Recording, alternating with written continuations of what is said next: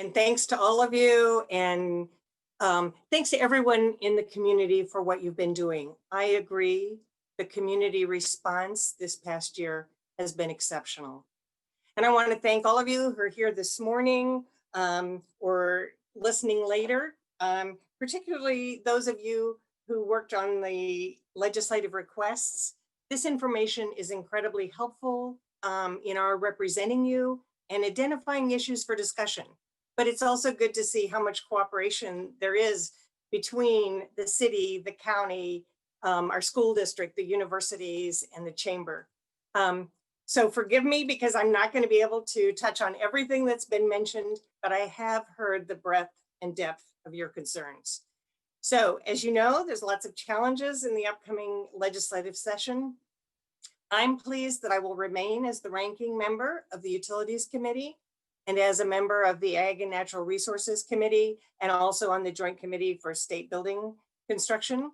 But I'm also pleased to be a new member of the Ethics and Election Committee and the ranking member of the Senate's Local Government Committee. So I'm glad to be getting back to that, and hope that will help me represent our community. Monthly revenue continues to exceed projections, so we're not in as difficult a position as we had expected. The current fiscal year will have a positive balance of almost 400 million, but that's below the requirement. The projection for this next fiscal year is in the red, but I'm confident that's going to be addressed in the governor's budget. So look forward to hearing that, and that's a good time to get back and see where we are.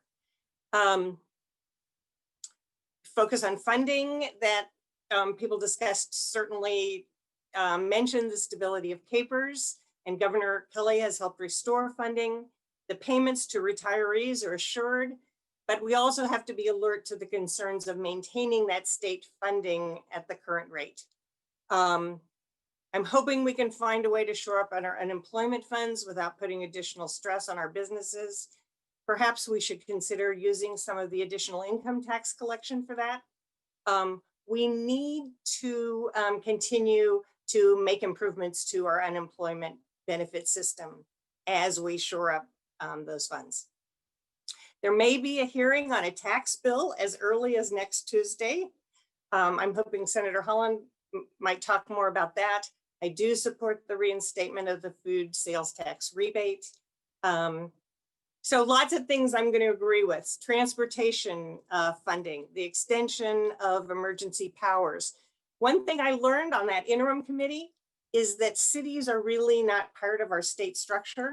So we need to figure out a way to better include cities in the Emergency Management Act. Saw mention of the 911 funds. I do serve on the 911 Next Generation Council.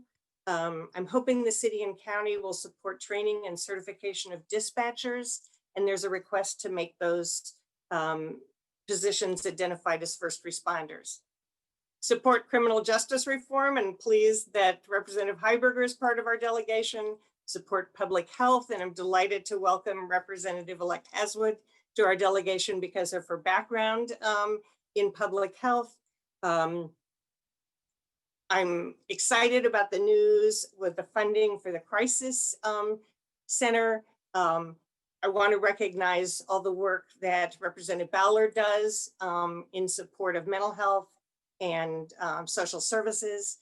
I am pleased to learn of the support for allowing an election for the establishment of the taxing district to support the Peasley Center. I do recognize we need access to high quality broadband. We think of it now as what needs to be a public utility, but unfortunately, unlike telephone and electricity, no public framework for this was created. It's been provided by competitive businesses. So that's a big tangle to work through. Want to focus in the utility committee on costs of energy and renewable energy. But I turned on my computer to look at how much wind is generating right now, and it's just over 7%. So when I plug in my car, I've got a new electric car to drive to the Capitol. I've put on my unmistakably Lawrence tag, and I'm trying to make sure that I only plug it in when our wind is above 40. So check that out on the Southwest Power Pool. Again, if you haven't had an opportunity to ask questions, send me an email. I'll try to get back to you and appreciate this opportunity.